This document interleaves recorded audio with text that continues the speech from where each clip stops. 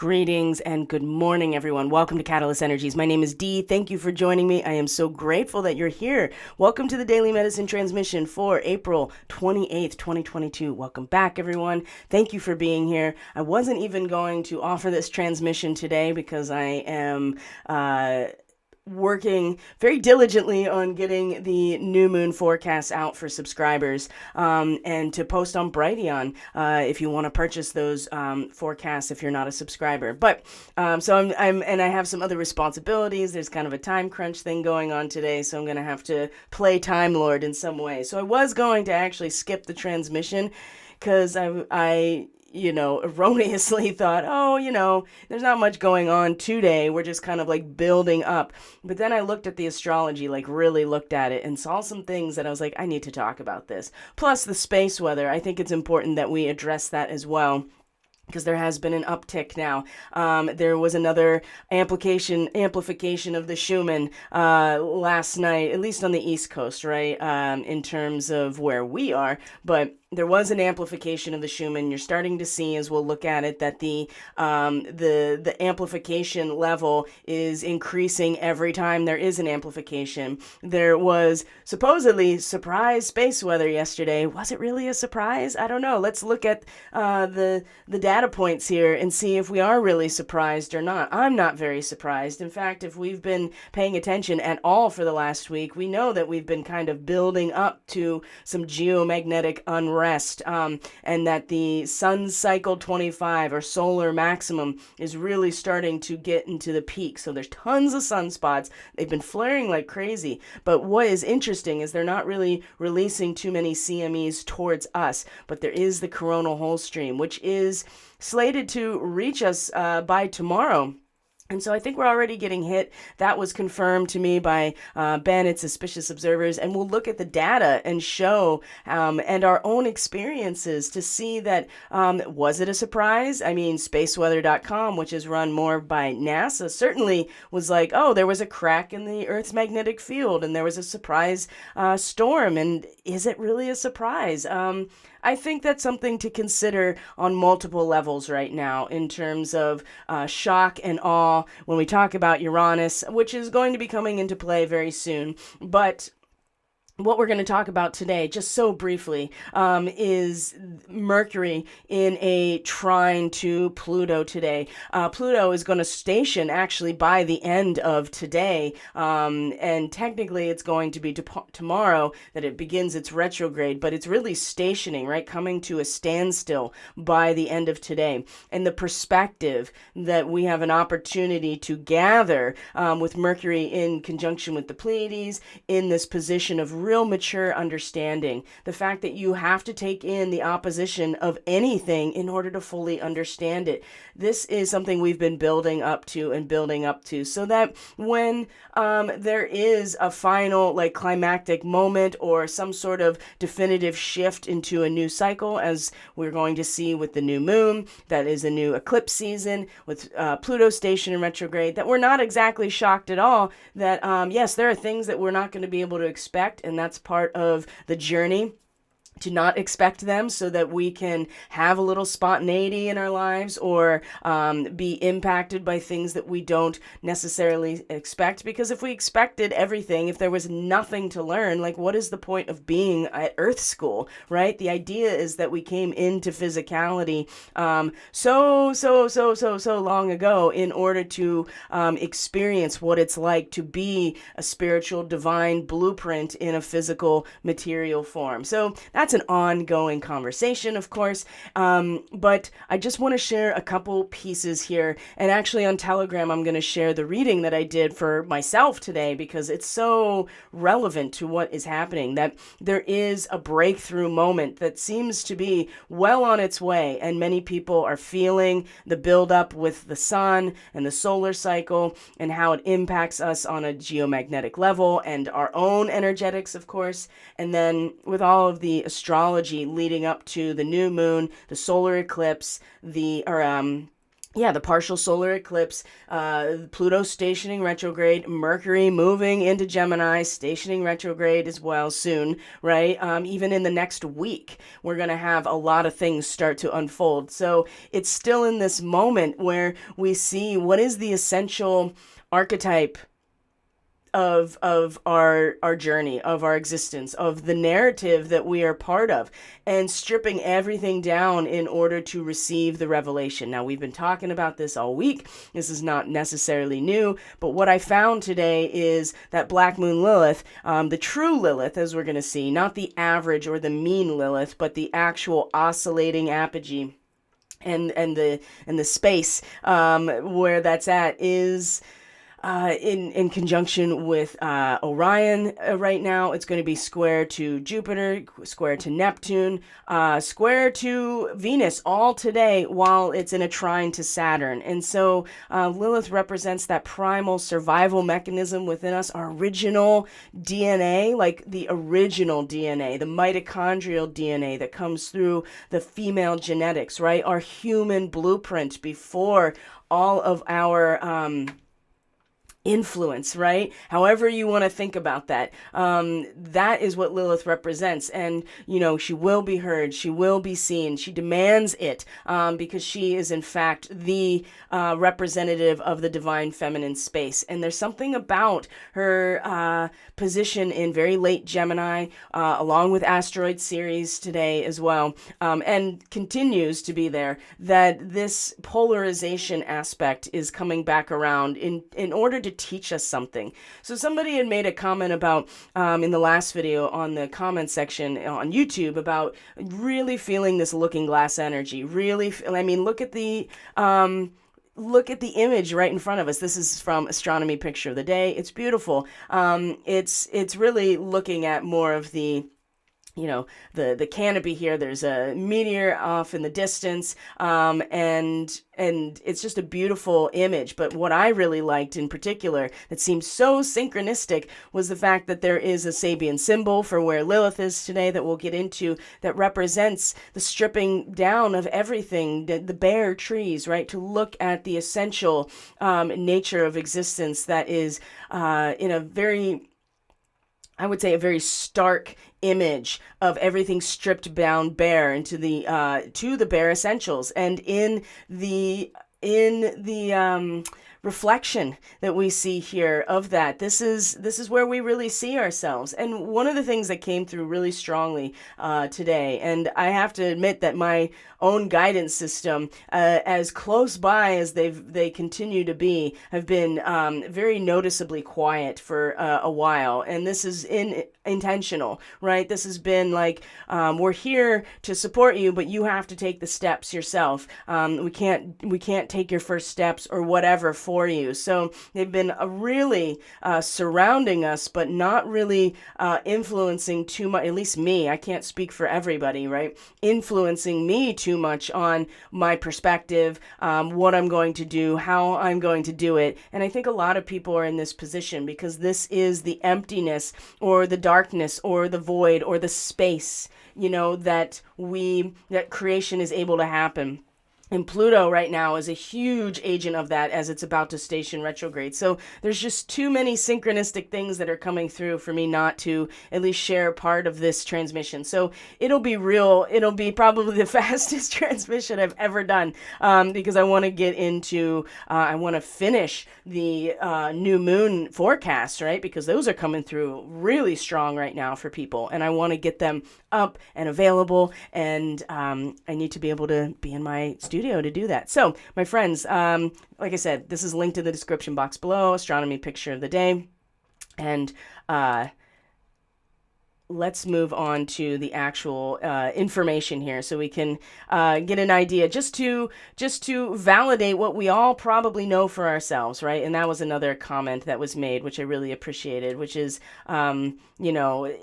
sometimes it's just as valuable, if not more. And that's something that I I share with my clients all the time is that it's just as valuable, if not more valuable, to have validation from an outside source, from an objective source, or just something else based on what you've been experiencing yourself. And rather than having it fed to you, telling you what is, what isn't, we have to come to these conclusions and these understandings on our own. And Mercury in a trine to Pluto today, this Earth trine, these two very strong Pleiadian starseed positions, 29 degrees Capricorn, 29 degrees Taurus, is the perspective that we really are being gifted at the moment when it comes to the destructive elements, the elimination elements of Pluto about to station retrograde, which is going back over old territory and getting back deeper into it and really turning the lens inward in terms of our own shadow, into our own space. And it's really not so much the darkness in and of itself that is the issue for us. It is when the light shines on us in the darkness that we are illuminated in terms of what we are doing in that space. So it's just something to consider, as well as things are also starting to make themselves known in much more of a collective, social, even political context. So here is the Schumann resonance amplitude. We see that this is 1400 Russian time, right? Local time to Tomsk, Russia. So this is roughly about 3 a.m. Eastern time in the United States. You see that there's another, amplification. And the moon is in Aries right now, so you can already tell that everybody's starting to wake up a little bit, right?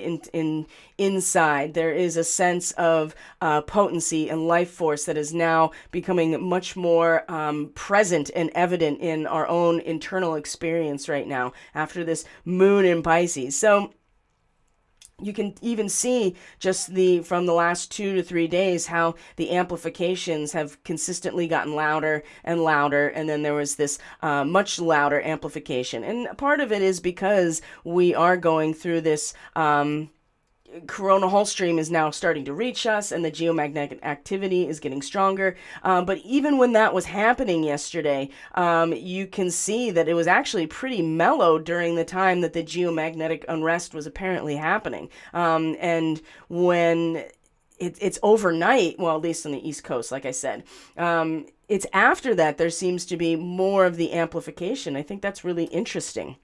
Now, the sun is definitely flaring. It's been flaring quite a bit, and there are sunspots all over the place. But it's just not that the CMEs are not necessarily making their way to us, or they're not strong enough. They're C-class solar flares, so there's a lot of them. But it's, I believe, if you look at the solar wind speed, how it's increasing and then kind of plateaus, but then is increasing and increasing, you can see that is, a gradual and general increase in the wind speed. So I feel like, too, that the coronal hole stream, the solar wind, is now starting to get close enough to impact the field. And you can even see how it was really mellow for days, and then all of a sudden it just jumped up, and it was a surprise. I don't think it was necessarily a surprise. And one of the things that stuck out to me when I looked into it yesterday is that spaceweather.com, right? This is much more of the NASA controlled site. They had talked about how it was a surprise crack in the magnetic field or in the magnetosphere that allowed for this to happen. It really reminds me of Alex Collier had talked about at one point, and this was years ago, that he talked about it and I'm sure he would talk about it more, but about how there has been a concerted effort to, poke some holes or to dissolve some of the barrier that is around us, that is quarantining the planet, right? The actual dome itself, and breaking through that in some ways so that we can have access to more more plasma, more photonic light, whatever. And that just makes me think of that. I'm just like, oh, was it a surprise? Now, they've backtracked on that. You don't see that on their site now. Perhaps it was there if you go back to the archives, but they're now saying that it was I don't even know what they're saying anymore in terms of the surprise magnetic, the magnetic disturbance. But I think it's mostly just that the solar wind speed is increasing because that coronal hole stream is actually starting to reach us. And you can see the magnetosphere, like this meter here is all over the place. So we know that things are turning on and they are getting stronger. And we've had many days now of really quiet, very almost like put into hibernation. Like everybody around these parts was quiet and mellow and not necessarily a ton of mental chatter. Even my cats were like really mellow. And it was cold. It was cold here. So I can't speak for anywhere else, but I can say that the energetics have seemed to be at this, kind of it's not a stasis point. It's like that cat getting ready to pounce. And this is what I feel like is starting to unfold for us. And even if you look at the geomagnetic, right, the magnetosphere, just the pressure itself, you can tell that there's more density in the magnetosphere. There's more pressure as a result, right? Because we are getting hit with more solar wind, right? This is plasma. This is charged particles. And the magnetosphere responds in order to keep that shield up for us. And it's very interesting how it's all unfolding. So I'm gonna move on to the chart real quick. Like I said, this is gonna be the fastest transmission I've probably ever done, so that I can get into what it is that I really need to do and want to do today, which is these new moon forecasts for people. So originally, I was like, oh, so Mercury is going to be in a trine to Pluto. We've been talking about that for a while, so that is exact this morning. But what I started to realize looking at the chart is all of these relationships with Lilith today, with all of the Pluto or Pisces energy, Gemini and Pisces, so all of these mutable squares, but it's in a trine to Saturn in Aquarius. So Let's go through this one degree at a time here and kind of unpack it a little bit so that we can see that there is something that is holding us to not to polarization in and of itself, right? To stay divided, to stay polarized. But there's a sense here. Now, some people will experience it this way, right? That polarization is the only thing that they know. Division is the only thing that they know. And they'll feel like they're going to just, up and disappear without it. So that's one way to interpret this. But I would say, for our purposes, to look at Lilith as that deeper part of who we truly are, making sure that it is accounted for, that it has a voice, and that it is seen and heard. So, and in conjunction to these Orion positions here, this is really utilizing the polarity not as a division of this or that, but understanding what it actually generates for us in terms of our consciousness and a sense of, eventually you make a decision when you get to Cancer and the nadir, but leading up to that is the mastery of the realm of consciousness and polarity. So this first we're going to look at, as I have queued up here, is Lilith in a square to Neptune in Pisces, 25 degrees Pisces. This is the soul catharsis, right? The purification that is instigated by some sort of crisis at a social level, right? In order to purify perversions, materialistic ideals rather than spiritual ideals, out of these social constructs that are meant to be spiritual and transcendent and humanitarian. So Neptune's been, as the universal solvent, has been, taking away any, breaking it all down, basically. So when Mars does get here, which is something I've talked about in, and will continue to talk about in the forecasts for the new moon and the solar eclipse. I mean, this is a flood, right? When Mars gets to Neptune in terms of this purging, this is the flood of the drip, drip, drip, and the flood, right? This is a very strong torrent of energy and push into this purification process. So that's coming, but it's in this square to Lilith that Neptune, Venus, and Jupiter all having this mutable square today, all to this deep part of ourselves where we truly come from, that is really reminding us of the need to really trim back what is extraneous, what is unnecessary, right? Just like if you're pruning anything in your garden or on your property or in any type of situation plant-wise, right? You prune it back so the resources are not spread out, but directed towards what is actually going to bear fruit, what is going to grow, right? And so this trine to Saturn at this position is how we are able to transmute emotional energies. And part of that is this sense of cutting back what is unnecessary, right? And it really depends on where Gemini is in your chart. And if you have Orion starseed markings, this is one way to connect into how this can, what your mission is around being an Orion starseed, which a lot of people, it's to utilize the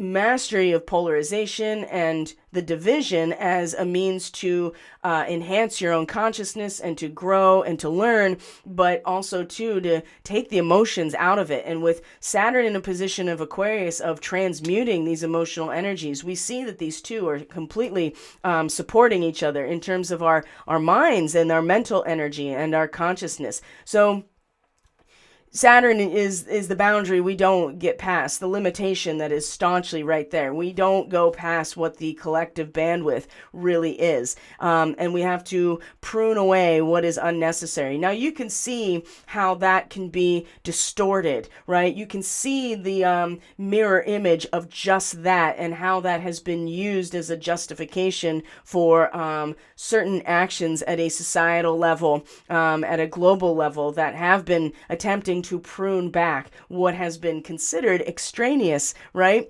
So you see how these things have their own mirror image. So we want to be honest with ourselves. We want to be able to look in our own mirror to see where the shadow is for ourselves. But this trine right here is really bringing us around to the necessity to really cut back what is unnecessary almost as a survival, right? And when you're able to do that, I think that and when you're able to transmute the emotional energies of society, right? When you are able to kind of grow past what would be considered normal evolution, I think at the same time it will allow you to cut back what is unnecessary because you've not gotten caught in the stream of the drama, which is very much a Leo thing, opposite of Aquarius, but of what is actually allowing you to grow within the full social context. So at the same time, though, what's happening is that Lilith is in a square to all of this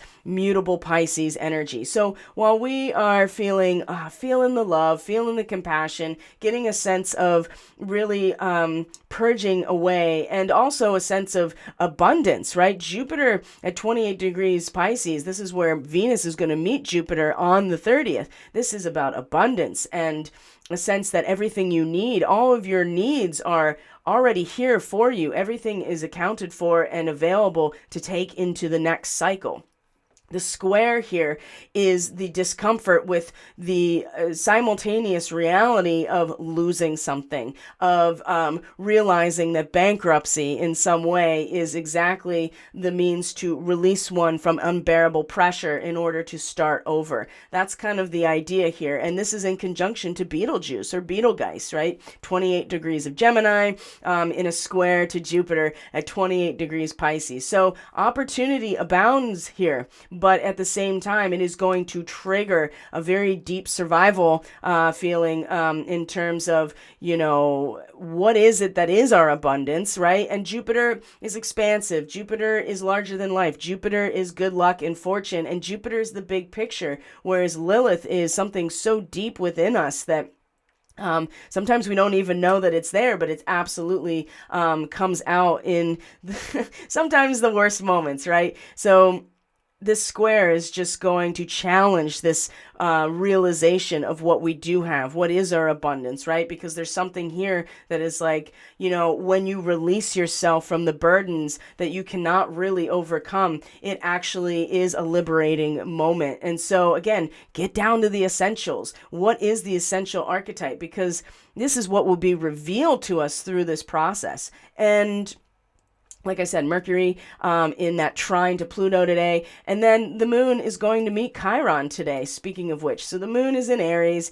and we know that emotions are just going to start running a little hotter. The steam might be coming, the kettle's starting to boil in some ways, right? There's a sense of potency and electricity within us. And remember, the moon is our own internal waters. And so what better conductor of electricity or electrical charge than water within us. So meeting Chiron at this moment here, again, the snake that is coiled, this is going to come up, right? We're going to feel into our trauma, our wounds, right? Our victim status, our old identities, the shame and guilt that goes along with it, with the coiled serpent. And how this transpires for people is really an individual experience. But what I will say here is that we will all be touching on very emotionally and intuitively the feels around these wounds of self,